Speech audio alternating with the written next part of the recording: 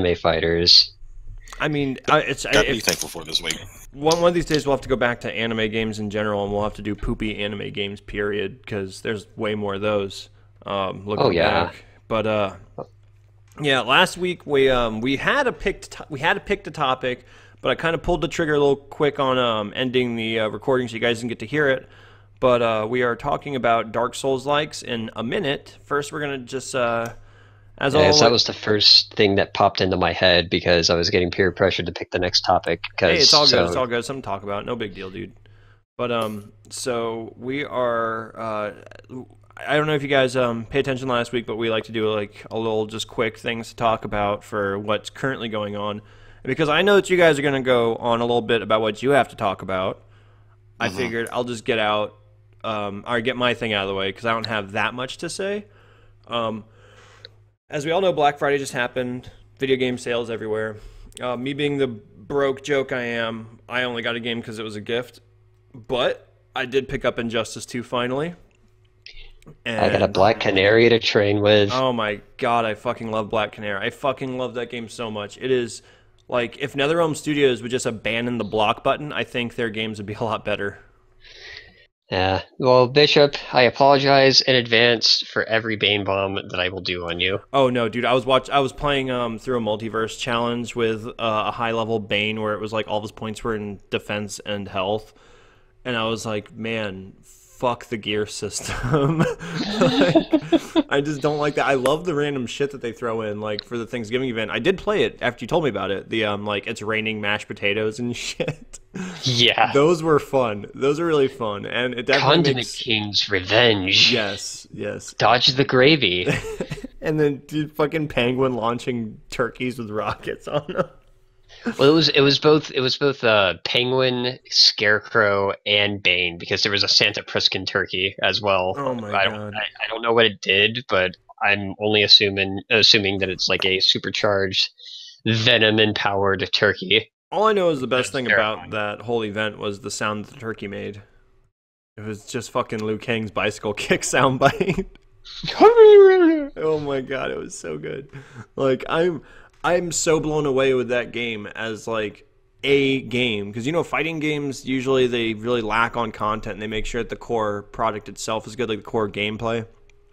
And NetherRealm Studios, they have like a good core game and there's so much shit to do. Like holy fuck, the multiverse stuff and oh my god, it's nice. I like being able to casually play a fighting game.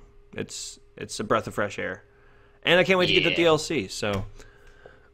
Oh, and before you guys start nerding out about Dragon Ball Super, I also, another early Christmas present for my wife this time, I got the third book in the John Dies at the End series. I don't think it's technically a trilogy. Yeah, it's just called a series.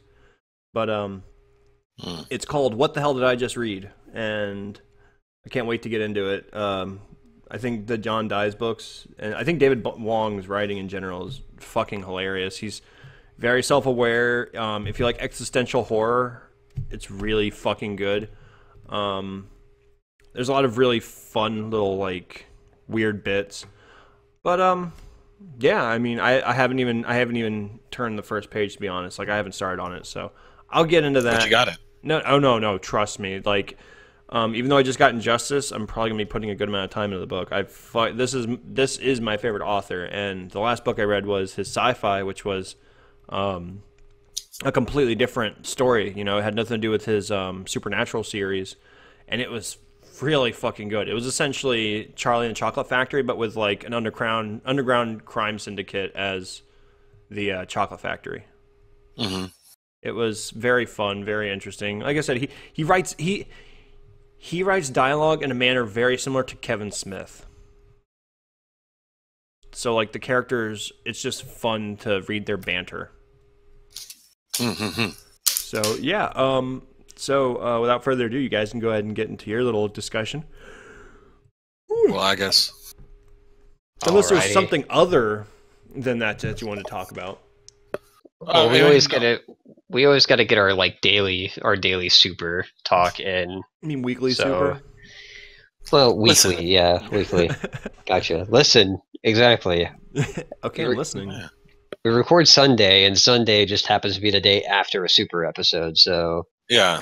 So Tuesday we won't have that. That, by the way, guys, we are going to start trying to record 2 podcasts a week. So if everything goes smoothly, we should have another one out on this episode. We record on Sunday because of all my bullshit with my side of the production and everything. It usually takes like a full day to render and upload because I'm in BFE, Georgia. But so this one will come out Tuesday, and then our Tuesday recording will come out Thursday. Yeah. Yeah. And also, we're trying to keep the format interesting to not lose a potential viewer base. We're going to be entertaining, and we're going to have a not 2-hour and change time slot. Hopefully that will come across a lot less intimidating to anybody that happens to be interested. Yeah, we're going to start aiming more for a what were we saying? It was it's like 90 minutes.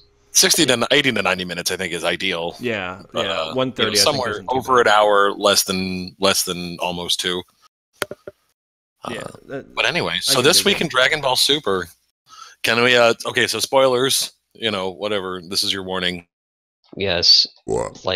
Skip believe ahead. that Ribrianne was going to get knocked out by fucking one of the androids. Yeah. You thought that was there isn't a single character besides Jiren in all of the Tournament of Power that I've hated more than Ribrianne. And she just fucking Android 18 just powered up and jobbed her ass. It was so great. It was fantastic. Yeah, this is the Bishop. This is in case you need a visual representation or description. This is the Sailor Moon parody character. Oh, I have not seen her. It's this freaking monstrous looking Teletubby magical girl piece of shit. She I mean, we're gonna, for anybody the uninitiated, we're gonna have screenshots up. Yeah, mark that timestamp, motherfucker. Just a gray, obese watermelon. It was about 7 minutes in, Bishop. No, I have my transformations. I was making a joke. Okay. Oh, right. I will send you a picture whilst Christian is describing this piece of shit. She's just they come from Universe 2, and Universe 2's. You kind of cut out, dude. Oh, you cut out they're already before I even heard your weird. They're already old anime tropes. Oh, okay. And then they all have Sailor Moon transformations into their new forms, and then everybody else in Universe 2, besides the love trio, looks like real bad Akira Toriyama style OCs. And they look I mean, like DeviantArt Don't Steal kind of characters. Yeah, exactly. Yeah. Okay. Well, some of the Universe 2 characters actually look kind of okay. There was the demon lady. The demon lady that Roshi did the Mafuba on was from Universe 2, wasn't she? No, that was Universe 4, I think. That was the Yellow Mouse universe. Real quick, side note. I already know the topic for the next podcast. I will save it till we are done, though. Gotcha. Cool. But yeah. Anyways, so and their whole motif, Universe 2, is they're all about love and all that kind of stuff. Yeah, love and beauty, and I swear to God, every time Ribrianne fights, it's either or love. Like she says love in her punches. She shoots hearts. Is it like Jotaro style, like Oda, but instead love? Yeah. Yeah, actually. That's really fucking stupid. She premiered her love machine gun. She did a big love super giant heart blast that didn't do shit because 17 and 18 are so rad. But it was a cool episode. It was nice to see Android 18 say or feel anything about Krillin and Marin. Oh, yeah. She talked shit about Krillin. Yeah, Ribrianne stopped in the middle of the fight and saw Krillin and was like, "That's your he's ugly. He doesn't even have a nose. What the fuck's wrong with you?" And then 18, swole up and bodied her ass. It was great. So I'm glad to see the end of Universe 2's most obnoxious characters. Also, the Tournament of Power's most obnoxious characters. Absolutely. The Tournament of Power is now officially rid of the characters that have... jobbers. Yeah, just the characters that have really, really grinded the fan base's gears. Oh yeah. Oh my god, it's rid of Kefla. It's rid of I guess basically just Kefla and Ribrian. Now we just need Jiren and we'll be okay. Oh my god, it's gonna be so great. I was really scared she was gonna stay the whole time too, because I don't know what it is about Toriyama-san and whoever else is writing the series and fat characters in Super. Yeah. But they're all bouncy and invulnerable. Well remember, Ribrian was no exception. There's like, I thought that 18 was going to lose the first blow of the time that they fought in this episode, because she like caved her face in for real with a kick. And then it's just back out like she was Majin Buu or something. I was like, I fucking hate this character so much. But anyway, it was a good episode. It wasn't Goku centric, which is extra nice. And next week it's going to be Vegeta and Goku bodying other jobbers. How would you feel if Love Punch Chick? Oh, and the death of a universe. Yeah. Yeah, but also they've been showing a lot now. I don't know if you missed this. You might have missed it, Christian. But let's hear it. They're going to be showing more of Gohan and Piccolo versus the Universe 6 Namekians. And it showed them fusing, like it showed the two Namekians fusing, but it also showed a little like shadow of a bunch of like shadow silhouettes of a shit ton of Namekians. So Christian, after image, a bunch of Namekians. Yes, Christian. It was very foreboding and shit. I think the Universe 6 Namekians absorbed their entire race. Oh my god, that would explain concept. Why they're so baller. That would be fucking. Oh shit, my mic. That'd be fucking rad as hell. I think Gohan and Piccolo are going to have trouble with these guys. The episode description entails that Piccolo's going to do something that they're not expecting to defeat them, because they've got retarded amounts of regeneration and whatever. So it'd be cool to see if Piccolo holds them down and absorbs them. You know, I've been hoping this entire time that he does something like that. He's like, I'm a Namekian, and just sucks them up. That'd be fantastic. So real quick, I got to ask something. So yeah, let's hear it. From what I know about the show, during this tournament thing, like the characters, they don't like permanently die, do they? No. If you kill somebody on purpose, actually, your universe gets erased. Oh, wow. Well, the whole concept is you're either defeated or ringed out, and then they warp you away, and you go back to the bench and watch it with everybody else. But if your entire team gets knocked out, you're erased off the spot. Like the entire universe is erased, no longer exists. Basically, you know the character Whis from Battle of the Gods, like the blue effeminate one? Yeah, he's an angel. He works outside of the universe. He's like guiding the Guardian of Destruction, and so the angels get to live, but everything else is just gone. Yeah, God of Destruction. Also, there's like, what is it, 4 or 6 of the universes that don't have to participate at all because they're just yeah, they're apparently their mortal level is high enough for them to like live, and it's not really. I don't know if that's a population or a spirituality or a strength thing, but most of them are like, oh well, you guys are good. Like, which begs the question: like, do they have somebody stronger than Jiren? Like, you know that they have somebody stronger than Jiren, probably. Because next time it's going to be Goku versus another stupid universe. It'll just be someone whose strength is more powerful than space time. You know, we're going to get up to space time now. It's just going to be a living mass of string theory. They will literally watch. I'm calling it now. There's going to be a part where they're going to be like, we're going to be cool and have a character that can like go through like the different dimensions, like time and space, and then they'll be like, oh, this form he is fighting in 6 dimensions because he's so powerful. Oh yeah, well I learned how to fight in 7 dimensions. Yeah, and two story arcs from now, Gohan's going to use Hamon and have a stand, and it's going to be a completely different show entirely. Dragon Ball Z stands would be the most ridiculous shit.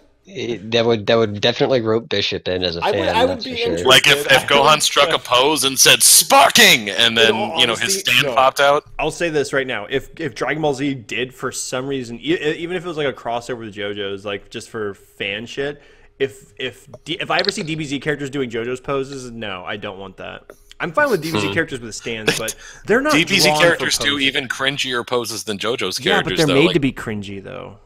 Yeah, I guess that's fair. Yeah, like look at the Game Force. Like them doing the poses is the joke. Yeah. By the way, Bishop, this is Ribrian, by the way. This is what? I said this is Ribrian, by the way. I just sent it to among the most hated characters in the tournament in Power and Dragon Ball. Is that the Sailor Moon one that you were telling me about? Oh yeah. Yes. Oh, yeah, okay. That's her. I appreciate that 17 was the one that tried to interrupt their transformation and kill them on the spot, and then 17 and 18 are the ones that beat the two strong ones in the end. Yeah. Also, final note about this episode of Dragon Ball Super. Oh my god, I love character design.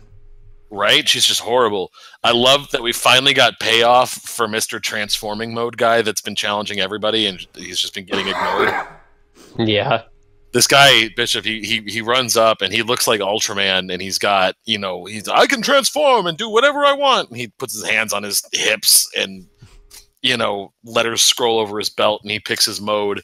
And he's like, this is my speed mode. My speed mode is ultimate. And everybody just ignores him or smacks him away or whatever. Mm-hmm. Finally, he squares up to Vegeta, and Vegeta just tries to take punches for plot reasons because he's like, "This is my ultimate fight stance, and my punches do 300 times damage." And Vegeta's like, "Baller, let's get it on!" And he just stands there and takes it, and then gets tired of it, and just actually bodies his ass and throws him out of the arena, and he's gone forever. It was great. I was so happy to see him go. Wait, did he leave? He's gone?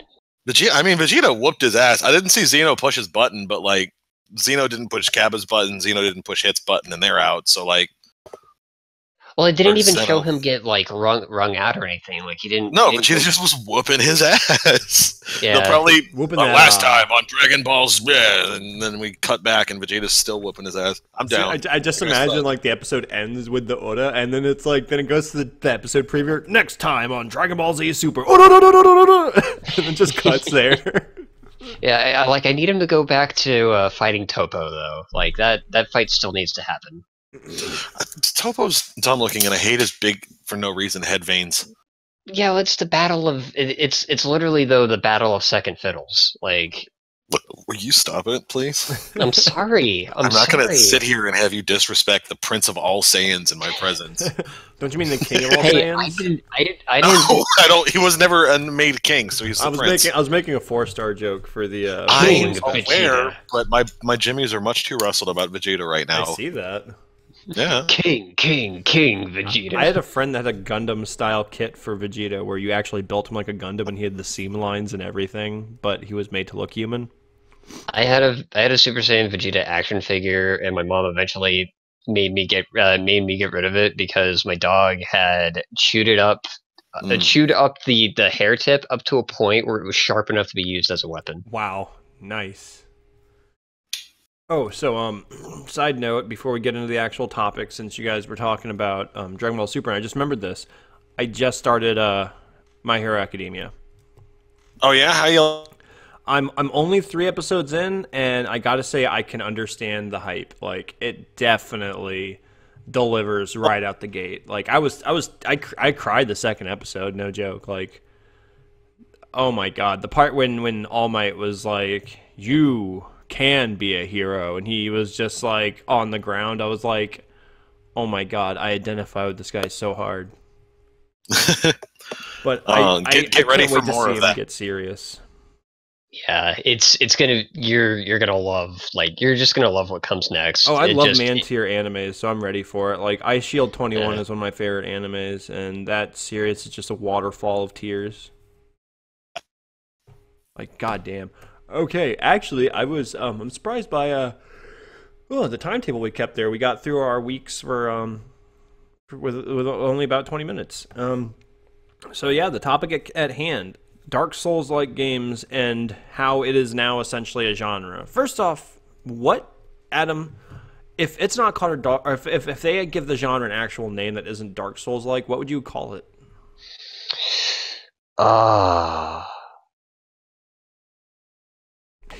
Honestly,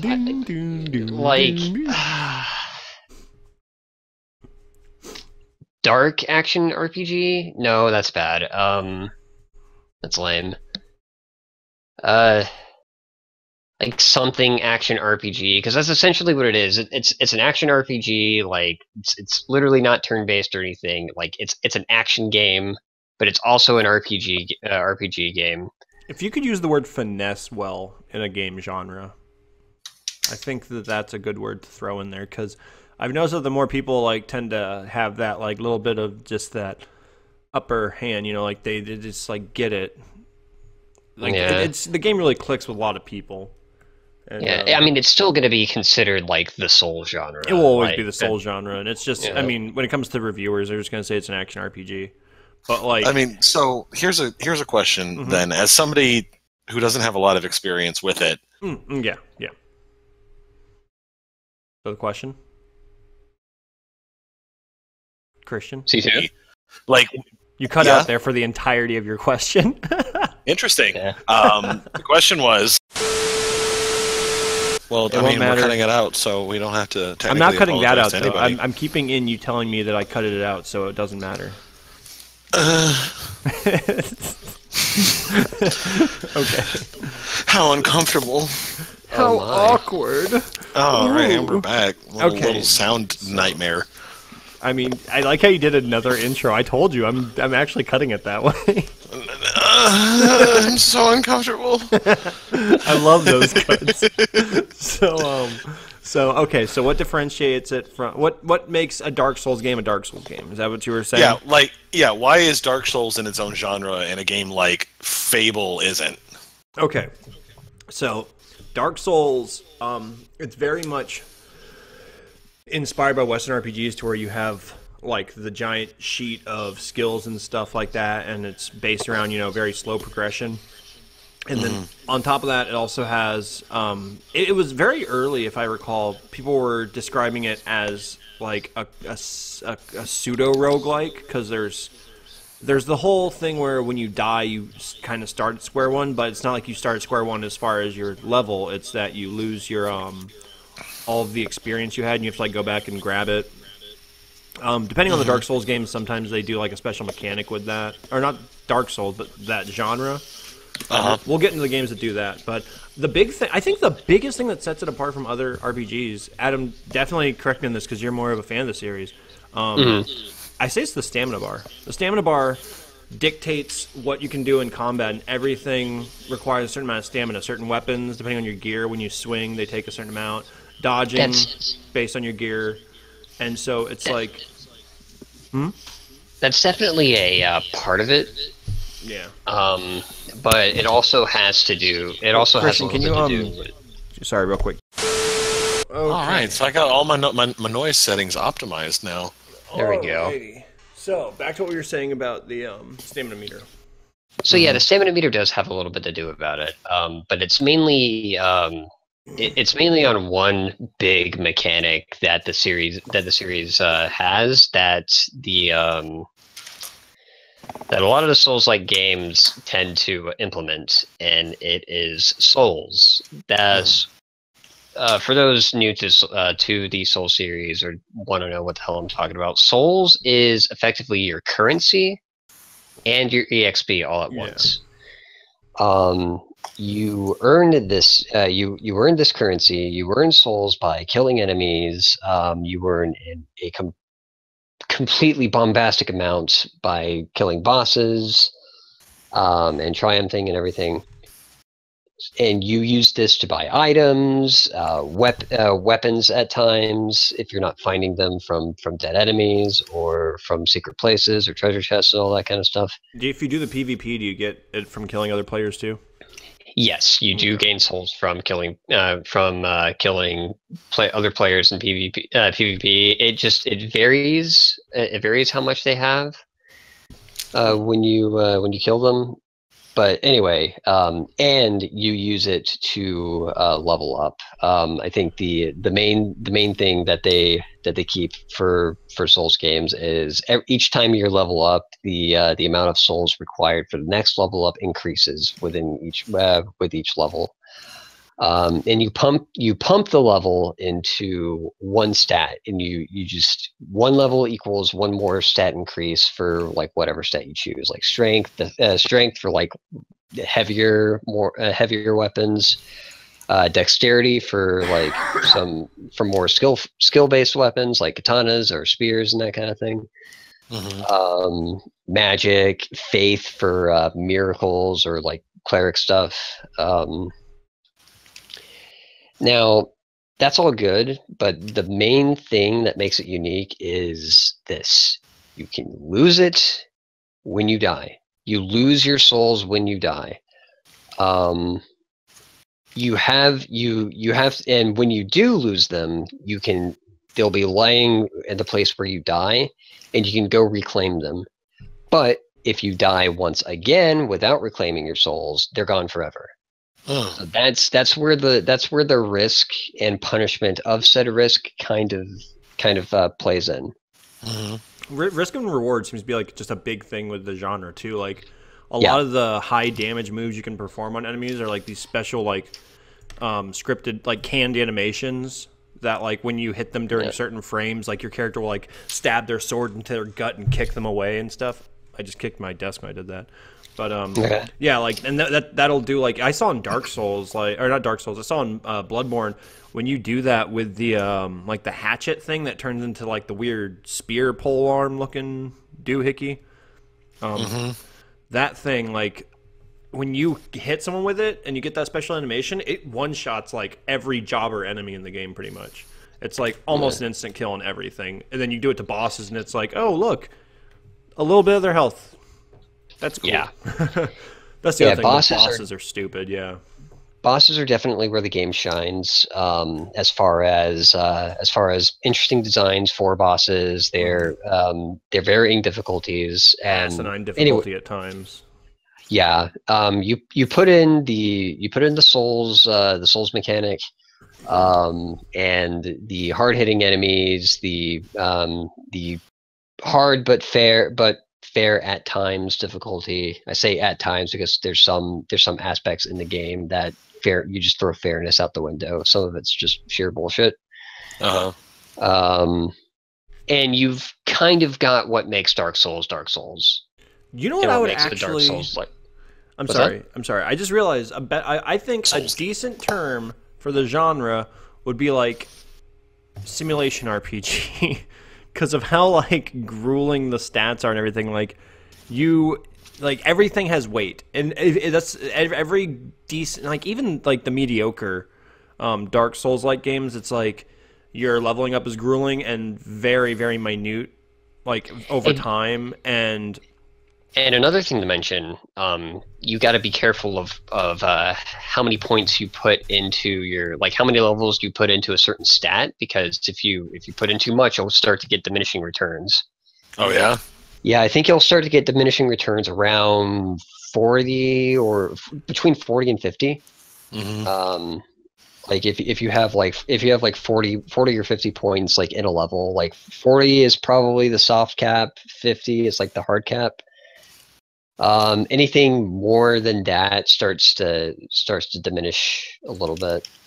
So there just comes a point in your game where leveling up is useless, and it just gets harder from there. I mean, I've seen playthroughs where people put all their stats into or all their points into the joke stat just to show how fucking good they are at the game. Like, you can beat the game without leveling up anything, but you got to be a fucking god at it. Oh yeah, there's plenty of people that have done like soul level 1 runs where they're just like they have not leveled up once and they just beat the entire game without leveling up once. It's fucking crazy. Yeah. But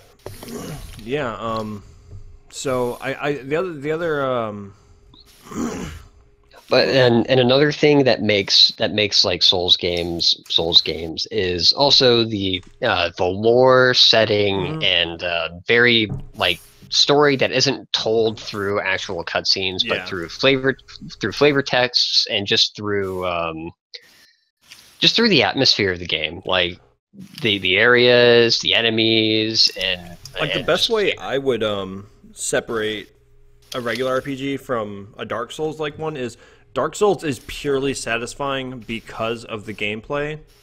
The story is cool, and a lot of fans do enjoy going into it. But it's something that like they could print it in a book, and you'd read it and get just as much enjoyment out of just like reading the Cliff Notes. Whereas playing something like Fable or Final Fantasy or Persona, you get some enjoyment out of the combat, but the enjoyment is almost like entirely from the story arc. I don't know. Have you ever played? Have I ever played what? I think you said have you ever played Fable? Oh yes, I'm pretty sure I was the one that introduced you to Fable. Yeah. Yeah, I mean, the first. I mean, yeah, but I mean, it's not satisfying in the sense of like I accomplished something so much as I am just whooping on everyone's ass and this feels good. Like Dark Souls is like you climbed Mount Kilimanjaro and you look down, you're like, fuck, I did that. Holy shit. Yeah, there's definitely a feel-good aspect in like say completing or defeating a very powerful boss that has probably taken about 50 tries, and then finally doing that, like it feels in all honesty, good. I think you'd probably really dig Dark Souls games, Christian. I feel like they're right up your alley. They've seen it. So that being said, let's go ahead and start talking about the non-Dark Souls games that are in the Dark Souls-like genre. And I think a good starting point, because of how vastly different they are, is like the first clone. Well, I mean, I don't know if it was technically the first clone, but it was the first one that people started talking about. It was Lords of the Fallen. And the game is mediocre as all hell. And never played Lords of the Fallen. Oh my god, it is the most painfully mediocre wannabe Dark Souls in every single possible aspect. Everything about it is just watered down. The difficulty, the leveling up, the combat, the monsters, the lore. They try to shoehorn in a story, but it's not like how I've heard Neo has a very like mainline story for you to go through as compared to Dark Souls, but like Lords of the Fallen, when Neo did it, they actually like developed the character and stuff. Whereas like in Lords of the Fallen, you just go from place to place meeting assholes, and your guy's an asshole to them, and they're an asshole to you, and that's like all the interactions. Just people. I got things to say about Neo's story, but I'll say it later. Okay, well, I mean, I like I said, you're the guy that's got more experience with the genre. You've played more of the games in it. I've only played a few, and Lords of the Fallen, I only played it because I got it for free, to be honest. I got it from PlayStation Plus, and I was like, yeah, I'll give this a shot. I've wanted to try Dark Souls kind of games. Why not? And man, I'm so glad that I was like aware enough to know that was not a good one, because that would have killed the genre for me. Like I wouldn't have wanted to try any of them. That game, and it's like when you think about it, it's like Lords of the Fallen is It's in the setting of this, like, I want to say it's like almost Scandinavian knights. Like, it's not exactly Vikings, but everyone's got like these different like Scandinavian accents, and there's like Viking-esque shit, but it's not. It's like so Skyrim. Yeah, it's a lot like Skyrim in its setting. So look, even the setting's watered down. Jeez. But the funny thing is, they made that game, right? I can't remember the developer. I might look it up and just throw it up real quick. I'm just going to mark this on my little note. But Lords of the Fallen had, I guess it did like okay in sales because they were able to do a second game. And the second game actually did really well. A good portion of the Dark Souls fan base actually enjoyed it, and it was able to pull in fans from the mecha side of gaming, and that's the Surge. And see, I've seen gameplay of the Surge. It kind of looked very repetitive to me. Yeah. And I kind of just saw like the one bit of gameplay and just didn't see anything else about it. I was like, oh, it exists. Maybe I'll play it. Maybe not. But Pat from the Best Friends channel, he was kind of into it. They played it for Machinima, and the one thing, it's one saving grace, because when it comes right down to it, like, the setting is actually kind of interesting. It's like a futuristic setting where, like, a bunch of corporations kind of fucked up Earth, and the people that are there are just trying to, like, I think they're trying to get off or just get to safety. and the whole thing is it's all like mechanized and shit like that. Like everyone's got power loader armor or power suits like Iron Man style. You're right. You're kind of on the money the first time. They're kind of like it's kind of well, like no, you get ones armor. later on that are more like Iron Man-esque. Like I've seen some of the shit you can unlock. Like you get more streamlined, like form fitting. But yeah, like the first one you start off with is straight up power armor, and a lot of them early on are, But they do get them in different styles, and the cool thing about it, though, is it's like you pick and choose it. Like you build your own power armor as you play the game, and as you kill enemies, they'll sometimes drop parts of their suit that you can grab and stick onto your suit. So that's a neat concept, and from what I've heard, that for some people that's what kept the game alive for them, because like you'll fight bosses and they'll drop cool parts too. But the funny thing is, it doesn't have that type of punishment as Dark Souls, at least from what I've seen, because I'm pretty sure when you die, your mech suit comes back with you. I don't know if you lose a part, but I mean, like I said, I was watching Pat play it, and when he died, he came back with like almost the same exact looking armor. So unless he grinded for a little bit, yeah, you keep it. Wow, Wikipedia does not have much to talk about this game. Oh, the Surge? Yeah. Well, I know they're doing a DLC later this year, so it obviously did well enough. And I gotta say, the DLC... I was looking at stuff to like send to Christian so he can just like somewhat versed in what we're talking about. But like, I'm finding nothing on Wikipedia. There's like it's a game. Honestly, it's fun doing a podcast where I only have to talk for like 1/3 of it. But the thing is, don't worry, we'll have a Dragon Ball Super podcast where I'll just sit back with a bowl of popcorn. We have a Dragon Ball Super segment in our podcast. No, there'll be something that requires a full episode. I'm calling it now. Like it's going to happen.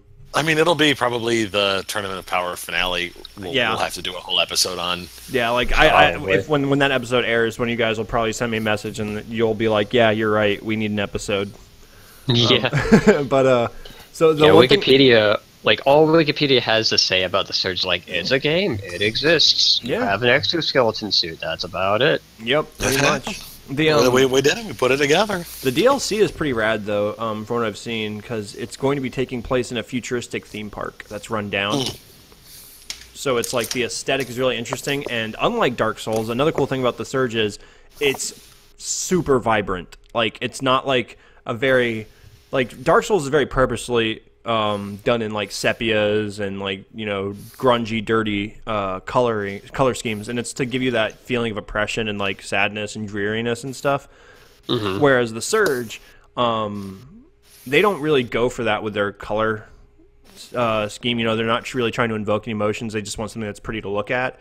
And because of it, they have these areas where you're in these rundown factories with all this like cautionary painted hardware and shit like that, and then like part of it's broken, the light's beaming through, and you see like plants growing over the machinery, and it's like, this fucking looks pretty as fuck. But I mean, I just never got interested in playing it. I guess it's a lot. I kind of want to try it just because of the build a mech suit kind of thing. Like it's not a full Gundam style mech suit, but it's still mech, and I love mech. So I'm really hoping that, because apparently From Software is working on an Armored Core game right now. God, yes. Oh. And I really hope that they add in some Soulsy aspects to a mech game. I guarantee you it'll be the hardest Armored Core yet. If it's not, I don't know what's going on. Well, just if they make it like that, to where like it kind of plays a little bit like a Dark Souls game, but you just make it full on like mecha and mech suits, like that'd make my day, honestly. Did you guys hear that? I heard something. I heard an oppa. I heard things dropping. Yeah, my cat was fucking around, and I threw a dollar store figure across the room at a cardboard box to get him off my arcade stick. Confirmed Bishop throws things at his cat. I don't throw it. It didn't hit my cat. You know what? That's a wrap. It's the end of our podcast. The box was nowhere near the cat. I just wanted to startle him so he'd go and get off my arcade stick. That's still Bishop throws things at his cat. Rose, he throws an entire box at his cat. An entire box of what? What if it was a box of catnip? You condone your cat doing drugs? Yes, I get my cat high all the time. That's inappropriate. My cats are nip fiends. It could be a box of rusty nails for all we know. I don't think I'm strong enough to lift a box of rusty nails. Well, I mean, it depends on the size of the box, I guess. Yeah. Okay, so anyways, next Dark Souls game to talk about. Lay it on me. Well, you said you have some stuff to talk about for Let It Die. Okay. So Let It Die, for those not in the know, Let It Die is yeah. Well, I think he already said that once, and he's trying to keep it fresh. What is this fucking gifted English class? Just repeat yourself all you want. Right. Let It Die is I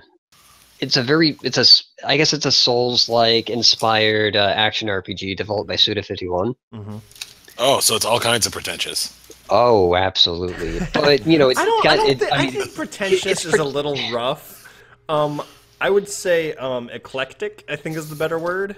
I think that's a pretentious way to say pretentious. No, because here's the thing. I would say pretentious if because the big thing is, if you want to say Killer 7 was pretentious, yes, I'm fine with that. But his other games are very lighthearted and fun and silly, and they don't take themselves seriously at all. It's fucking Grasshopper. I'm sure somebody has described it as pretentious at some point. But at the same time, everyone's been described as pretentious at some point. The second you have one person that doesn't like you, you are pretentious. Hey, man. Granted, that's part of its charm. Why are you mad? That's just part of Suda51. My jimmies are just slightly rustled there. Right. Your jimmies seem all the way shook up. Nah, because I know you haven't played enough of Suda51 stuff to really... the whole pretentious and gauche aspect of Suda51 and Grasshopper games are that's half its charm. Yeah, they are style over substance if there ever was a studio. Absolutely, and it definitely had promise, and there are some good aspects to it. It just I feel like it was very poor execution on their part, and the fact, well. To start things off, it is a free-to-play game, and I say free-to-play very loosely, because you can beat it free. You can beat it without spending money. It's just fucking hard. Yeah, it's insanely hard. The game is about as hard as an arcade cabinet game. Yeah, it's definitely made for quarter eating. Yeah, and in fact, that's a very good way to put it. This thing eats quarters. It is a quarter eating arcade cabinet of a game. Real quick, let me say one thing about that though. They make it clear because the sub menu for the game is an arcade that you are in. They're self-aware about it. Yeah, they are. The reason why I say this is you can pay for these things called death medals. And these are used to continue from death if you die. If you do not use a death medal, you will have to make an entirely new character and start from scratch and go from there. But you can also work your way up to the floor of this big labyrinth tower dungeon that you do crawl. Because it is a dungeon crawler, and if you make it up to the floor where your character dies, you can actually fight your now zombified previous character, and if you kill him or her, you can reclaim that body and use it again. That's what they call the hater system.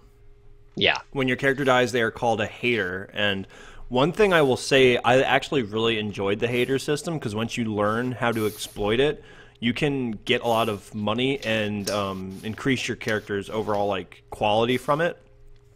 Because while your character's dead, if they invade another player's game and they kill them, you get a shit ton of money and they gain experience for it.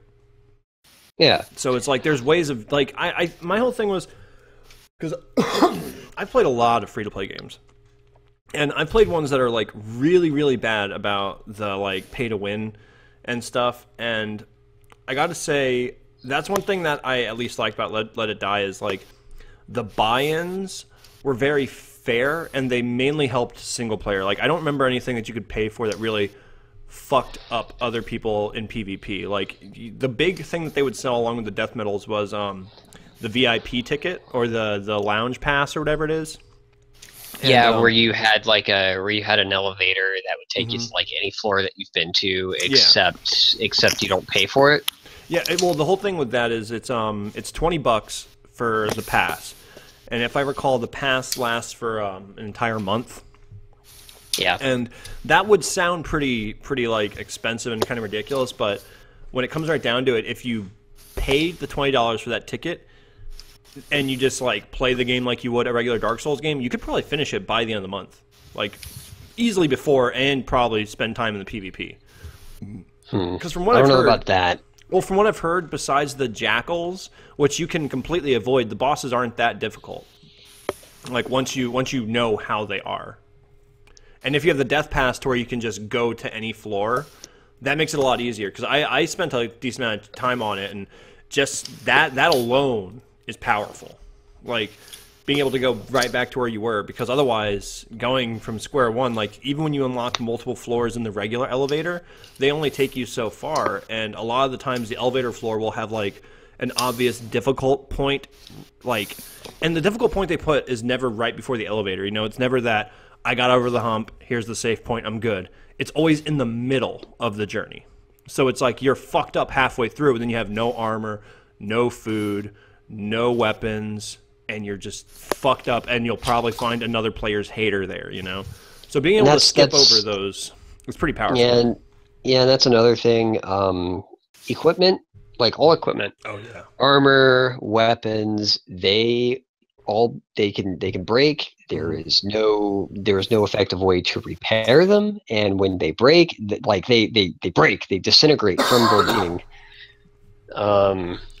That's part of the grinding aspect for the game, though. Like the game is very built for, like I said. I mean, as you were saying, there's a lot of issues with it, and part of it is the grinding side of it, which once again fuels the whole free to play side. And the only way to like get equipment that's fairly like at the maximum durability is if you find like the blueprints for them and purchase them in the shop with in-game currency, and it gets expensive after a while, up to the point where you're better off just going in completely naked and barefisted. Well, the whole thing with the expensive money though is that's the fact that there isn't as much payout on like kills and shit is because they obviously want the players to spend a lot of time in PvP. Right. And in the PvP, like, no joke, like it's really easy if you know how to find targets, you can farm like players that aren't even playing the PvP. Like, because there's a part in the game where it's like, hey, you should set up your PvP shit, and then like you play it and it's like, oh fuck, I'm playing through, and I finally, after I died, I found out that hey, because I haven't been playing PvP and someone attacked me, I'm down a character. Good thing they weren't leveled. Blah blah blah. Yeah, like people can ransack your shit, steal from you. Yeah. You'll lose upgrades for like your hub world, your hub base. It's the Wild West of Dark Souls. Yeah, I guess. The rich thrive, and everyone else has to fight amongst themselves. Yeah. Also, the fucking. I mean, this is a grasshopper game, so.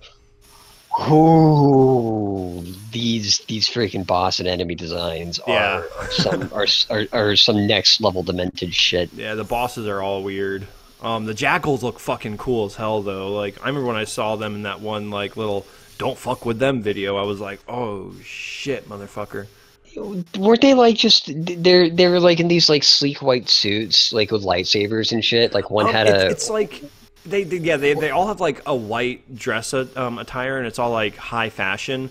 But if I recall, there's more than just the three they show. Like they've done events where they have new ones. I don't remember the jackals like too well. I just remember there is like a tan chick with I think she has white hair or something. That's really, she has like in Japan. Like she has the fucking laser buzzsaw spinning yo-yo weapon. Yeah. Like I remember when they first introduced him, like Uncle Death is just like, bro, you gotta watch out for the jackals. Don't mess with them. That's the one. If there's one saving grace for Let It Die, it's fucking Uncle Death. That character is pretty fantastic. So Christian, Uncle Death is this is like just this fanboy, like, well, he's Death. He's the literal Grim Reaper, but he calls you senpai like all the time. And he follows you around like the entire game, and he's just like he acts like he's like your biggest fan, but he's also like trolling you half the way as well. It's like, you can you got this game, you totally got it, I think. He's fucking hilarious. Yeah, he's fantastic. There's a lot of charm to that character. That's Suda51 and Grasshopper in general though. They ooze charm. Like, and the other thing is that game's soundtrack is fucking on point. I don't even like death metal. Like, it's so fucking good. And then you'll get random like pop tracks and like breakbeat and shit. It's so all over the place in the best way. Yeah, I remember when they introduced the jackals, they were just like killing zombies to J-Rock. Yeah. Okay. So yeah. One thing I will say real quick is that if Let It Die ever gets like a non-free-to-play version where it's like a more polished game, because that's the biggest thing. Grasshopper, they don't do polish. No. None of their games.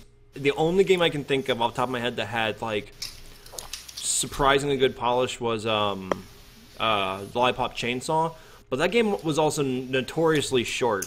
Like, it was maybe an hour-long game, maybe 2 if you're doing 100% of the like side stuff. Yeah, but I mean, yeah, I would like to be able to really enjoy Let It Die, but I definitely think the free-to-play it helps it in some ways as a financial like decision for that game. But if they had backing from a bigger studio, I would have loved to have like an actual full Suda product, because the only Suda game that I picked up that I haven't like played through and like loved was Killer 7, and it's because the game is very cryptic and very weird. And I remember I just got lost in like the second area, and I was like, fuck this game. I just like stopped playing. That's sad. Well, it was like, I remember they were telling me I had to use a certain character's ability in an area, and I was like looking around, I'm like, I have the character they just told me about, and I'm looking around for the thing they just told me about. I don't see it. So I don't know if it like triggered in the wrong spot, or I misunderstood what they were trying to tell me or what, but I remember it was one of those things to where like when the game tells you and you like exit the box and you're like, oh wait, what'd they tell me again? I need to double check it real quick, and you can't pull it up. Like, there's no journal or like tips area in the options or something, to where like you can't look up any of the hints that the game has given you. So it was just like one of those things where it's like I was just stuck in the water. I plan to go back and try the game, or try to give it another go, but for now, let's talk more Dark Souls games. Yawn. Yawn. I'm sorry, I'm tired, guys. By the way, Christian, that was Uncle Death that I sent you right there. Oh, he's a cutie. Look at him. Yeah, he's fun. He's funny. He skateboards. Yeah, if I could talk about the ending. Have you seen the ending to Let It Die? No. Here's how we do this. Are you ready? Spoiler alert. Okay. Do you care if I tell you the ending? Go ahead. I don't plan to play it. So you find you get to like the final you get to the final level in the Tower of Babel, or does it go past the Tower of Babel? Do you go into heaven? No. You get to the top. You get to the top of the tower, right? You get to the top of the Tower of Babel. Because we're calling it the Tower of Babel now. I thought that's what it was called. I thought. No, I think it was the Tower of Thorns, actually. Oh. Okay. Anyway, that definitely sounds more right. Yeah, essentially, it's just this big. It's just this big ass tower. So the ending. Well, anyway, you find out like Uncle Death was the creator of the tower like all along. Yeah. And he was like, evidently, he was just looking for like someone like really, really strong to get through the tower. So like, I guess he could steal his soul and just wreak havoc on the world and everything. Jesus. And I'm probably saying this like really wrong because I'm probably saying this like not the right way because it's been a while since I've seen that ending. But so he's just like, so you finally made it. Yes, I am the mastermind all along. He's just like he's going on about like very cliche like villain like this world is just this world is completely useless. Yeah. It should all just burn and everything. Yeah, And purge. That whole idea. yeah, but and like I guess this big final boss was about to come in. It's just this fucking like well, hang on. He says it's like, well, the final boss is going to happen and everything, and you're going to die, and I shall be the ruler of this world. And he's like, but forget all that, man. Have you seen? Your performance was amazing. You freaking cleared this game. That's fucking amazing. I love you. I revere you. And it's like, I just want you to do more. Like, I want you to. I can't wait to see what you'll do next. And then this big, like, freaking, like, monster straight out of a nightmare comes out of nowhere, and he's like, anyway, this is where the final boss is supposed to happen, but you know what? I'm done with that now. He kills the boss. He one-shots it. And he's just like, so there's no boss. Here, come with me. There's this new game I want to show you. I want you to beat it too. Come on, please, come with me. And so he becomes like your internal dying fan. Like it's just amazing. That's pretty funny. That's such a Suda thing to do too. Like, you know, there's a lot of people that were like, they probably got to the floor right before it, and they're like, okay, I have to go back to the base and spend 30 minutes getting all of my shit ready, getting all of my stuff squared away. All right, I got this. Let's go. And then that scene happens. They were like, what the fuck? I love Suda 51. Like, dude, that's I'm like... still here. Oh no, I've heard you grunting and scratching in the background. Just wheezing and breathing and trying to stay awake. Yeah, I'm sorry we're not giving you too much to talk about. Oh, that's fine. Let's segue from that into a subject that I have a segue for that subject about. You guys ready? We'll spend our last little while on it. Okay, well, real quick before that, then we'll jump to your topic, but that's fine. No, don't worry. No. I'm only on the show and I give you all the free artwork. No, I'm gonna surmise because there was one last game we want to talk about, but I'm gonna just have Adam do a quick summation of it. Okay, Adam. On a scale of F to A, high school style, where would you put Neo? Solid B-. B-. Okay. What is... And tell me the best thing about the game and the worst thing about the game. The best thing about the game is definitely the gameplay. I've seen the sword dancing and shit like that. It's pretty rad. Yeah. Gameplay is freaking fantastic. The definite cons of it are very, very throwaway story. Not a single mainstay, like not a single character that like sticks with you. And it can get repetitive gameplay wise. All right. Well, as far as enemies go and bosses. All right. So, Christian, you have the floor. You have the floor. The floor. Look at it. It's yours. I'm looking at it. It's hardwood. It's cute. If you notice, it is both hardwood, and the fact that it is your floor, it also has your name on it. Yeah. Ooh, baby. All right. Well, for you, Adam, for you, anything. Okay. Oh. I love you, Adam Senpai. But you're older than me. Senpai.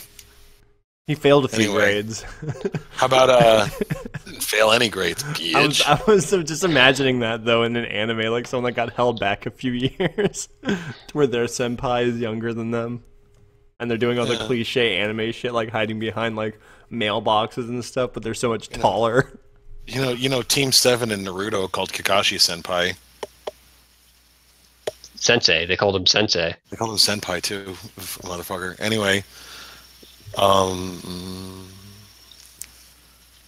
Shit, you know what? I got so butt flustered that you cut me off that I lost the subject completely.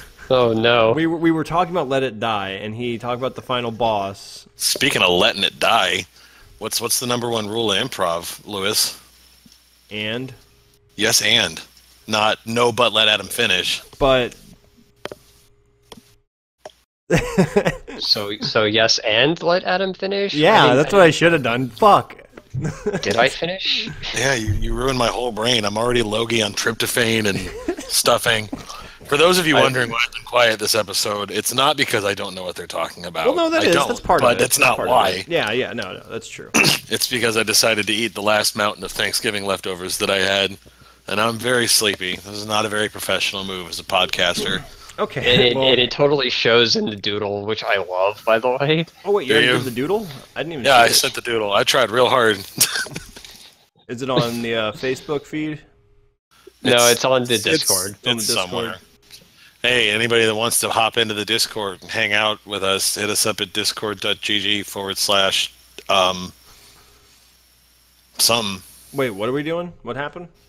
He was just cracking a wise. Oh, that's wise. I was trying to plug the Discord so we could start building a community of fan base. Oh yeah, that's true. Yeah. Well, I don't have a permanent Discord chat link because reasons. Right.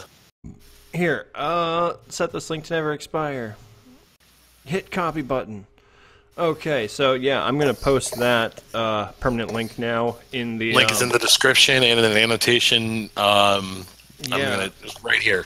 Yeah, there it is. There we go. I wrote the timestamp. Let's see if it gets into the video. I'm gonna give it like a little I'm gonna put some motion flair on it. Maybe spin it around real quick. Maybe wiggle it. Give a little classic gang grumps. Set it on fire.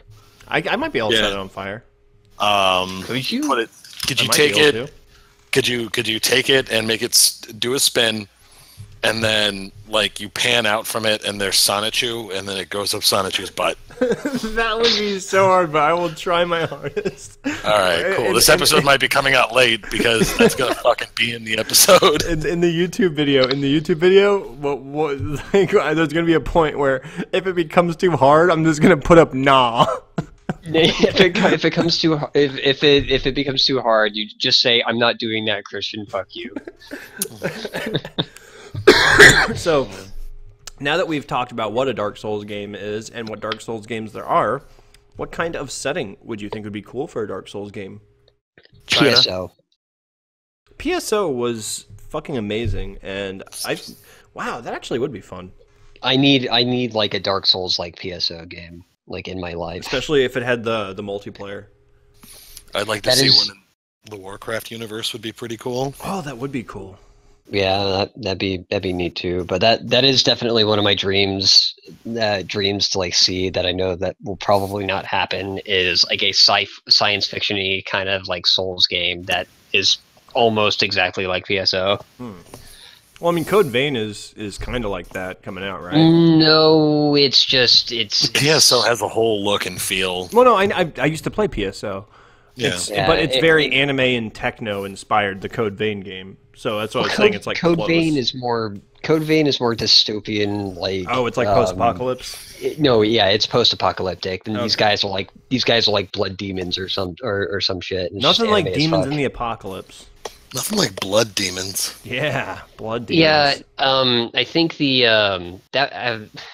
good way to segue into Code Vein because that was one that I wanted to talk about. I was definitely not feeling this game when I was seeing it, but after a while, I'm like, you know what? I'm down with an anime as fuck Dark Souls game. I'm okay. I'm okay with this. It looks okay, and it's definitely still in its alpha stages, and I feel like with enough polish, it could be a good game. It's very similar to the God Eater series. It looks like a God Eater game almost. I never got into those. And your character. I know they have like the gun weapon that's living or something. Yeah, it's character creation. You have a character that you create. I am a stuttering mess of a man. I am very sorry. Oh, it's okay. You're fine. You're pretty cute. Thank you. Thank you. That means a lot. Straight. Dude, you should draw like a cutesy version of Adam real quick, like a chibi, for me to just throw up real quick. God damn it! Please do that. Cute. Please do that. It's just. I keep saying to people me for free cartoons. It's just it came out of nowhere. It's like you're pretty cute. Pretty cute. Yeah, then you fly around like Rudolph the red-nosed reindeer, and you just think I'm cute. So, an hour 17:09. Okay, wait, dear God. I gotta mark that time stop because I got a joke. I'm just gonna write all. She thinks I'm cute. Oh, I was actually gonna like put whatever drawing you did of Adam on Rudolph's face from the scene and just play it without sound. She thinks I'm cute. So one thing I just thought of this after you were talking about Code Vein. I want to see, because this can happen because of the companies involved. I want to see a Dark Souls kind of game where you play as in the Gundam setting. Okay. In the Gundam UC, Universal Century, and you play as a jobber pilot with a GM model, like just a generic model. And then part of it would be, along with you fine-tuning your mech and finding other parts and stuff, maybe you could get a weapon that maybe ejects a pilot from their suit, so you could take their suit. Like, imagine being able to play as like a Zaku and like customize the paint to make it look like a Fetty armor. Or like hodgepodge a fucking mech out of Zaku and GM parts. Oh, boner. Just like an ever like one eye, right? Yeah, just a mech that you can just continually add on to, like, and just construct on. Yeah. Kind of like a Gunpla, but an actual mech.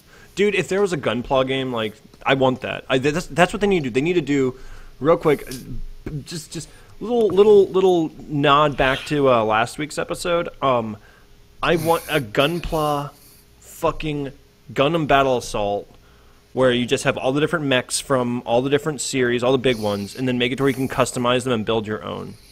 Or at least I wouldn't mind a customize custom Robo-themed Gunpla game, honestly. Oh my god, that'd be custom cool. Robo. I love custom Robo. That game does not get enough love. It definitely needs like a game for the Switch. I lost my copy at your brother's house, and he never found it, and it broke my fucking heart. Oh no. I'm sorry. It's not your fault. It's your fault. It's all your fault, man, piece of shit. It's just like, yeah, I lost it at your brother's house. Thanks, Adam. Thanks. Yeah, you fucking Obama. Thanks, Obama. Yeah.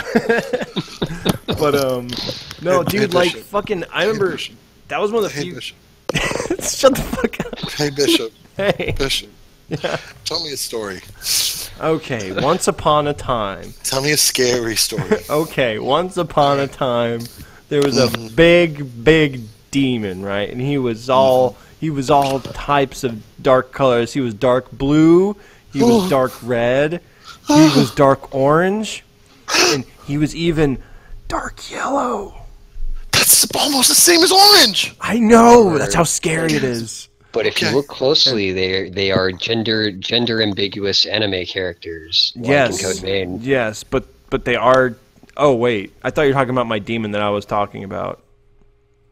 No, I'm just adding on. Okay, well, see, I scarier. guess I'm going to add that onto my demon. It is a gender ambiguous. They're all anime gender character. amorphous, Yeah. orange, yellow, purple, and blue, dark and they're in colored your closet, demon Christian. character. I don't have a closet. Exactly. They could go anywhere. Oh my god, they're like my gay thoughts. like this. They like infiltrated your mind, and they're now making you gay. Like No, That's the nightmare. Alex Ross was right. Wait, who's the fucking guy that does the news fucking shit where he talks about the chemicals making them frogs gay and shit? That's Alex Ross. Yeah, goddamn it! They're putting shit in the water. It's making. Oh my god, he's so crazy. I want you guys to know that, like, I'm laying on the floor actually. I would be in bed, but my microphone only has so long of a cord. So your head's perked up.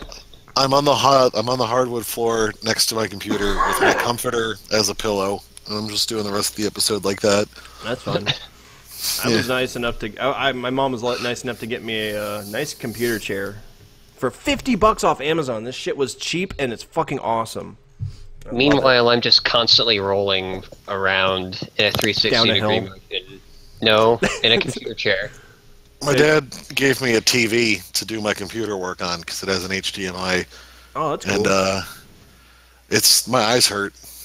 You need to get some gunners. I haven't even been in the screen this whole episode. You get you some gunners. Gunners, because I do digital artwork, and gunners are yellow. And how the fuck am I going to know my colors with yellow sunglasses on? Tell me that. By using a palette that obviously takes that into account. Nerd. Do you even know how art actually works? No. That's why I'm not an artist. Remember, I dropped out of art school. You went to art school? Yeah, but I dropped out. It's more than I ever did. I mean, I have... Yeah, but you're also a better artist than me. I have a career in the arts. Dude, on my side, because like the viewers aren't going to really see this unless I fuck up on the editing again. But on my side, when I'm recording, it always shows the Weabop background you gave us for the first issue, or for the our bumper image or whatever. The general title card. Yeah, and sometimes it's you just feel like using it. Yeah, well, I mean, I like using your doodle now. Yeah, I think that it's better to have a consistent image per episode than using the doodle in the video. Yeah. Well, I like having. But I also think it's good to have the episode. I think it's also good to have like a card at the end of some kind that plugs the artist. I did that. Did you? Yes, I did. You butt munch. Sure? Are you sure? Let me call you out on something you did on the fucking podcast, you faggot. Only he can say it because he likes testicles. I can say it because dick is good. You're doing the voice like you did in the beginning of the second episode. Talk, you fucking asshole. Talk, you bitch. I want to hear your voice. Open your mouth. Mein Scheiße. I just remembered on South Park the thing with Cartman's mom. With the und dann Scheiße? Okay. Okay, so I got the summary of the setting of Code Vein like right here on Bandai Namco's page. Mm-hmm. So you got 1 minute to read it all. Go. All right. In the face of certain death, we rise. In the not too distant future, a mysterious disaster has brought collapse to the world as we know it.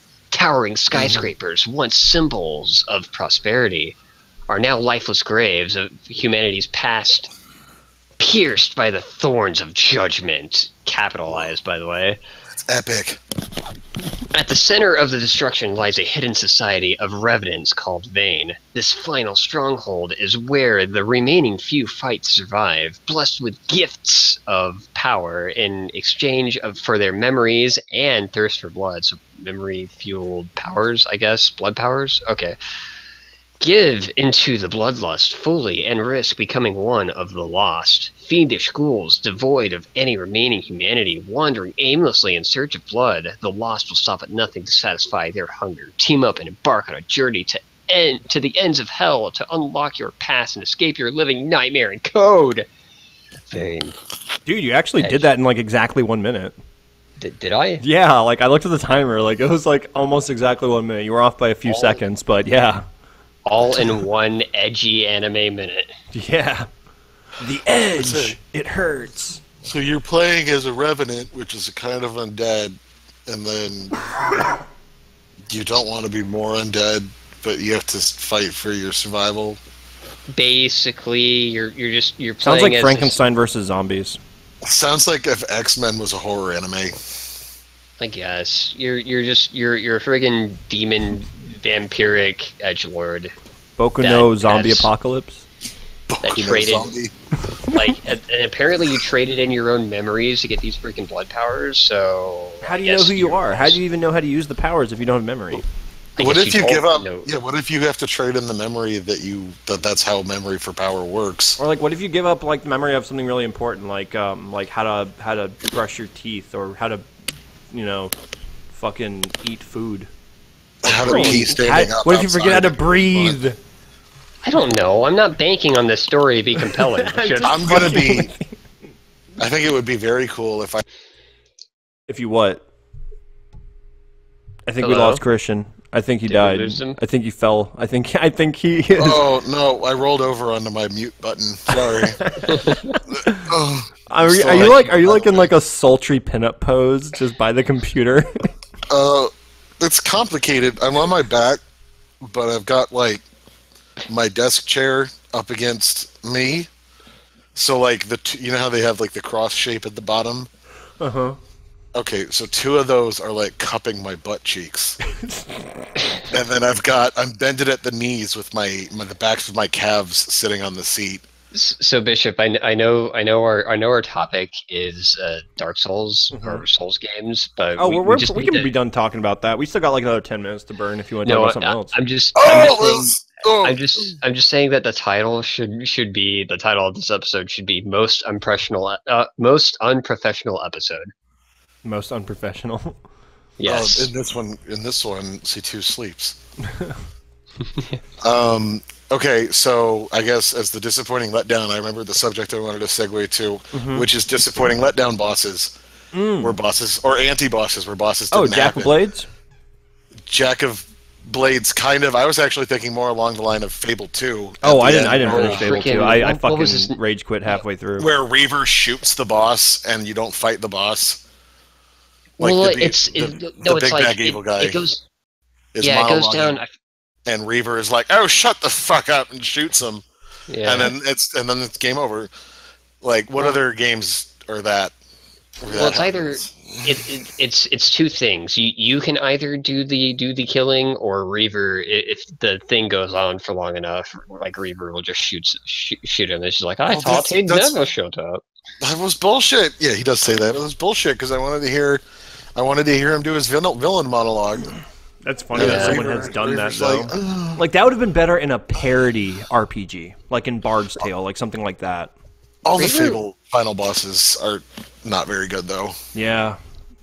Well, I remember the lost or the extended chapters for Fable 1 with the dragon. Yeah, that was a proper final boss, wasn't it? Not if you had a good bow and multi-arrow maxed, because then you just spammed any level 2 spell at him pretty much. Like I know that I remember I showed you this because I told you that because you were like telling me that the physical shield breaks the first game. I was like, dude, the magic in Fable 2 is far more broken. No, it's not. And then like I just went into like a fight with a mob and just spammed the lightning spell, and I stood in one spot and did it and wiped the entire screen. And then like after I upgraded to level 2, I would go into a fight with better enemies. Hey Bishop, hey, shut the fuck up. We're talking about disappointing boss fights. Oh, okay, I got one. Okay. Anti-bosses, go. The final boss fight from No More Heroes 2. And the worst thing about it is I understand why the boss, like, it's... Oh, Jasper Bat Jr.? Fucking goddamn Jasper Bat Jr. Because, like, here's the thing about Jasper Bat Jr. It is so smart in the storyline and the context of the game, and when you think about what a lot of fans like to talk about No More Heroes as being a satire of the gaming industry, when you put it in that perspective, it's funny and it's smart, but it's one of those things where, just like the first game, they fucked up an actual game mechanic for a joke. You know, it's like in the first game, they gave you those shitty jobs that you had to do between fights that were incredibly boring and barely raised money, so you had to sit there and grind for them. And it's like, oh, look, rudimentary tasks you have to spend a lot of time on, ha ha ha. It's like, yeah, it wasn't fun in real games. The joke is lost because of how frustrating it now is. That's what happened with the final boss of 2. It was like a decent boss fight gameplay-wise, but the character you look at and you're like, this is who I'm fucking fighting? And then he changes, like, form, and you're like, you can't be fucking serious. This can't be the fucking boss. He's got a literally stupid design, which I'm gonna send you pictures of each form, and they just get dumber. Yeah, every form. Put them all up on screen. Yeah, I definitely will. I'm going to. I'm doing that. I'm doing that right now. I meant in post-production. Oh yeah, he was talking about me. He was talking about future me. I was talking to Barry. Barry is just me with. Oh yeah, I just realized. Everybody remember Barry? It's just me with like a picture of Barry's beard over my face. Oh God. Although I am growing my beard back out now. You know, it was another bad one, and like not with purpose, like the one you just said. What was that? Fallout 3's Colonel Autumn. Is that the one where like you can just shoot her in the head and she dies? It's a guy. Yeah, that's what I meant. Like it's in the last scene at Project Purity, and he finishes the monologue, and then he just vats and taps. Yeah, I've seen so many videos of people doing that. And it's like, this was it. It's like, wear a fucking helmet at least, Jesus. Does anybody else feel like we overtrained for this? What's one of yours? Yeah, I know, right? No, shut up. What's yours? So anybody played the Spider-Man 2 movie game? Yes. I already know what you're talking about. Mysterio. Is an anti-boss? Wait, was he the final boss? I thought. No, he wasn't a final boss. Okay. He was just a boss. Okay. Okay, but how was he anti-boss? So you actually like dies in one hit, or you don't fight him at all. Dies in one hit. Okay. So I build up. Anyway. Okay. Narrative structure. I'm sorry. So Quentin Beck, like just actual Quentin Beck, challenges the Spider-Man just to prove that like he's better than you or some shit. Anyway, you prove him wrong and everything. You beat him in front of like a live audience. I still can't. I still don't know the freaking like lore or story behind all this. I guess Quentin Beck is just like an illusionist or some shit. But you saw Spider-Man 2. It was Dr. Octopus the whole time. Yeah, I know. Well, anyway, it's like he unmasked from like Scooby-Doo, and it's just You take the fishbowl off of Mysterio, and it's Dr. Octopus from Spider-Man 2 in live action. Yeah. Well, anyway, then he comes back as Mysterio, and like you go through his funhouse of doom. I remember that. And like he's not even there after all, because I guess he's starting to do like villainry kind of stuff now.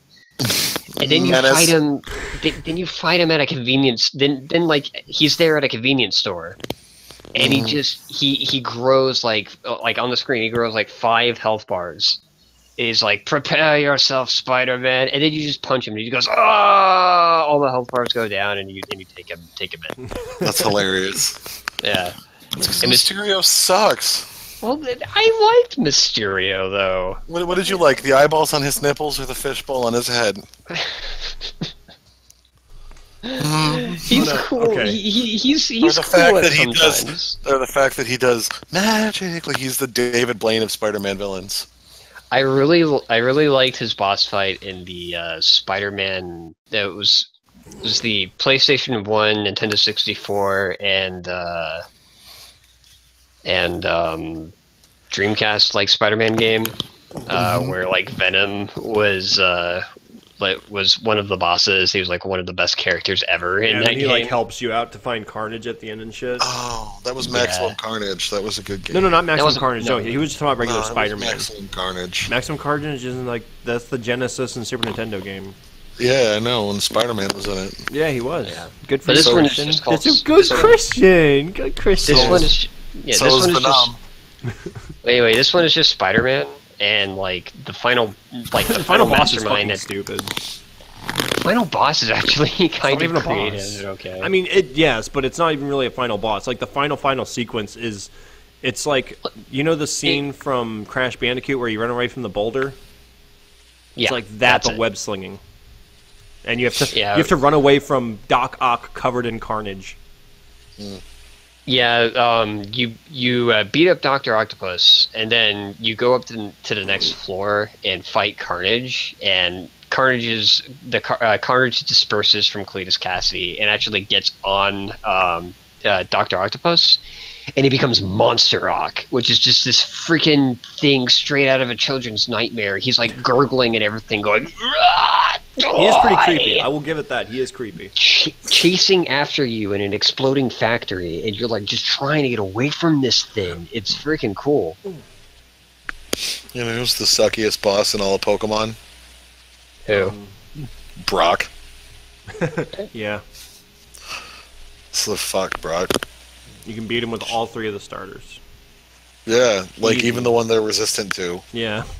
Because isn't it like their special stat is so low that Charmander still fucks them up? Yeah. When you burn them and they don't game design. Burn them and they don't do damage. Yeah. I mean, it worked for Ash Ketchum, right? Just Pikachu got him wet. Yeah. Oh no, I have a final boss to talk about. Okay, let's hear it. If I ever get my tell it to me real quick, if I can ever get my shit together to where like we can actually stream and stuff, we gotta play through this game on co-op over the internet or something, the three of us, because it is a PC game and my computer can run it because it's a low quality game, as in what it takes. It's called Streets of Fury, and Streets of Fury. Beat 'em up. Yes, it's a French-made 4-player co-op beat 'em up. The controls are actually like, imagine Smash Brothers, but with 3 buttons instead of 2 attack buttons. I can't. That's a different game entirely. Okay, well... That's Marvel vs. Capcom 3 is what that is. No, it's not. Yeah. So Christian, if you can turn your attention to the Discord real quick, that is Jasper Bat Jr. Stuck to the floor, Adam, but I'll look at it, I promise. All right. Well, put it up on screen. Let's put it up. We already said we would put it up on screen, but okay. Right. They'll just come back. Shoutouts to Will Stamper, Chris O'Neill, Spaz Kid for having the Sleepy Cast. If you ever get that started, this is my resume right here. So, but the game fuck, man, god damn. Streets of Rage or something. Streets of Fury. It's a French-made 4-player beat 'em up with like Smash Brothers inspired controls. That's Streets of Fury. And it has like multiple planes, and you can like shift between the planes and stuff. But the whole thing is it's all digitized actors, like the same style as Mortal Kombat from back in the day, where like they just record people. Yeah. No, but here's the best thing. No, it didn't even look good then. It's just, but first off, the video quality of the capture for the people is high def. But I don't give a frick. But here's the thing: it's all very obviously the developers and their friends. Like it's just people in street clothes. It's like have I heard of this? I feel like I've heard of this. You may have. I was on a kick for it because like there's definitely a weird fighting game I've seen of this. You might be thinking Dong Dong Never Dies because they also have it like that, and that one's very well known. There's this one weird Square Enix developed beat 'em up game I kind of want to play with someone called The Bouncer. Oh God, the no! Bouncer. We know about the Bouncer. The Bouncer. You recognize that panther? No. No, I actually played. Like he thought about it. Like, who the fuck would recognize a panther? Like, you either recognize a panther because it's your panther, or you don't. Like, what are you thinking? Oh, maybe that's my panther. Hold on. That's one of those games to where, like, when I get the stream stuff working on my end, I really want to stream that so bad. I can't believe Steve Bloom is in that game. 3 though. He's in everything. Yeah. Also, I guess. Well, let me surmise this for you, right? It's 3 anime. 3 anime versus an anime trope. It's 3 anime versus an anime. That's what I heard, but it got the point across. There's a girl anime in there too. There is a girl anime. And there's a lot of animes. There's an anime robot. There's an anime panther. There's an anime girl, and there's another anime girl. There's the young boy who looks like a girl. There's Spike Spiegel. Yeah, there's the anime and tattoo, and that's freaking Steve Bloom. Oh God, Kolefo. But yeah, I actually really like the way that game plays. There's to be honest. Wait, is that his name? Kolefo. It's Kolefo, Sion Barzad, and Volt Kruger. Wait, you know these characters' names? Dude, you don't know how much I've played that fucking game. Like, you have? Yeah. Oh my dude, I 100% that game when I was in like middle school. And then when I got the game again, me and Zach were like partway in, and like Christian sat down to watch a playthrough of it. He's like, "This is the dumbest fucking game I've ever seen." But it was brilliant, and I sat through all of it with you. Oh my God! You will never understand what it feels like to be humiliated. Let me take off my coat and become a stronger boss character. Yeah, right. Like he has less clothing on. Oh, did you see like the his abs are harder than the leather duster he was wearing. Did you see me play through a vanilla run, or did you see me play through like a new game plus? Dog, I don't fucking know. Okay, because here's the thing: when you fever dream of anime tropes. When you first beat the game, right? When you first beat the game, like the final boss, you fight him, and then he loses, and then he takes off his jacket, and you fight him again, and then you get the ending. And depending on who you played with the most, you get like an extra fight at the end, if I recall. And then you start over, and you get back to that boss. After the second fight, he gets another form where he takes his suspenders off. Yeah, and he's like, and he has this new scene where he's like, now I understand. The enjoyment of fighting, the fury, the fire. He says some stupid bullshit, and he has like a dragon. This sounds like Shenmue dialogue. Oh, dude, it's like if Shenmue was it's like if Shenmue wasn't grounded in reality at all. Like it straight up sounds like it'll be years before you can challenge me. It's definitely got some bad fucking dialogue, like real bad. All bad dialogue. That's why it's beautiful. Is that there's nothing redeemable in it. I mean, except that it plays well. That's debatable. It plays all right. Here's the thing about it: the characters compared to Steve Bloom's the best thing in the game, and he delivers his lines badly. So the character designs themselves are actually kind of fun. It's just like that's like the best thing about it. They're the three guys in every anime, though. Well, I'm talking about the other Steve Bloom too. pro tag. There's the young boy, and there's the muscle. Well, I'm talking about like the way that they look, though. You know, it's like Ko he came out right when tribal tattoos were starting to become kind of douchebaggy. So seeing a guy completely covered in them, it's like, oh, all right, this is fine. But then you go back to it, and it's like, ooh. I feel like these guys are the rough draft to the Final Fantasy 15 cast. No, dude, I'll tell you right now. Look at more like the rough draft to like. I'm gonna put Kingdom Hearts characters. Yes, actually, it is. It is. Sion Barzad is Sora. Sion's the boy. Yeah, he's Sora. He's Sora, and then there's Krieger's a villain in the game. Blanca. No. The villain in the game is his name is Mugetsu. And he's got like solid white hair that's slicked back, and they just tweaked his facial design and stuff to make him Riku. Huh. Like yeah. I thought you were about to say he has horns, doesn't he? No, he has that weird like bondage fetish mask with like the Ray-Ban sunglasses on top. And then like when you fight him later on, he's like, "I've gone crazy." He takes off his mask because taking off your mask means you're crazy. Not having a mask. I'm gonna stand up. So it's just head like rush, and I'm gonna die. So it's like Devil Trigger, except you take off a mask and go crazy. Pretty much. I remember the scene when he does it too. He like jumps through the air and lands on the hovercraft you're on, and he's like, "I'm gonna destroy all of you!" And then Jesus it stops. Christ. It stops on a shot of his face, and the character select screen just because that's the thing. Anytime the character select screen comes up for a fight, it's always like on a paused cutscene. Like it'll just show you the freeze frame, and then it'll slide up from the bottom and be like, "Okay, who you gonna play as?" You pick your character, and then it slides back down, and then it goes to them reacting. And so, like, no matter who you pick, they're all just like, "What the fuck is with this guy?" Like, it's a fun game, and there's a lot of silly shit to it, dude. Like, it definitely sounds like a good time. Dude, the thing is, that game has some completion bonus bullshit to it. Not because like there's a lot to do. It's actually pretty short as far as like 100% completing. But you have to play through the game 3 times, at least. And you have to fully max out everyone's level. And that's not too bad. Like once you get some better moves with some of the characters, you can do that. But there's like no precisely good way to do it. Like if you just power up one character, then when you play through the second time and you're like, okay, I need to power up another character, when you get to the final boss, the character you're on will have such low health that he'll like kill you. And the second your character is dead, it's over. It's not the team has to die, you have to die.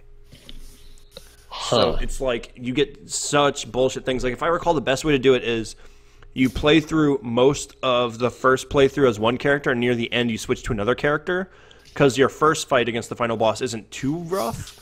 And then when you go back to the character, or when you start over again, you go back to the character that you finished the game with, play a little bit with them, and then go to the third one to where everyone is just kind of balanced, like on level. But the thing is, no one has their super powerful moves unless you like go all in on one category. And the issue with that, because if I recall, techniques is its own level up.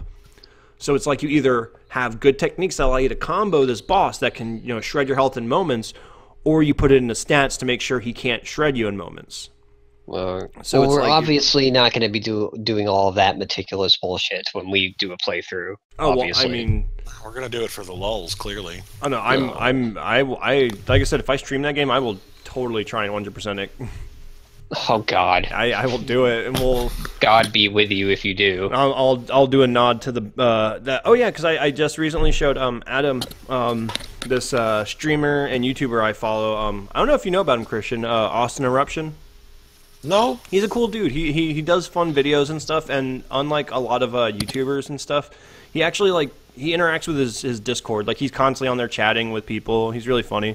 Really nice to watch the stream of. He's constantly interacting with the chat. He's a cool dude, and he was talking about how he's going to drop a video for it. So I'm like, well, I guess I can't do a regular video for it now because sure you can. I mean, it depends on what he says.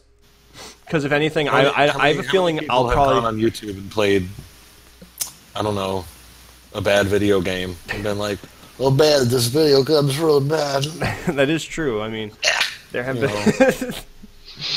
But something about this dang ass Sonic 06. Yeah, no, it's true. It's true. Also, I have a feeling that we might have different things to say about the game too. So it all depends on what his video says. Otherwise, it all depends on how willing you are to capitalize on something new that's recognized as bad within the public eye.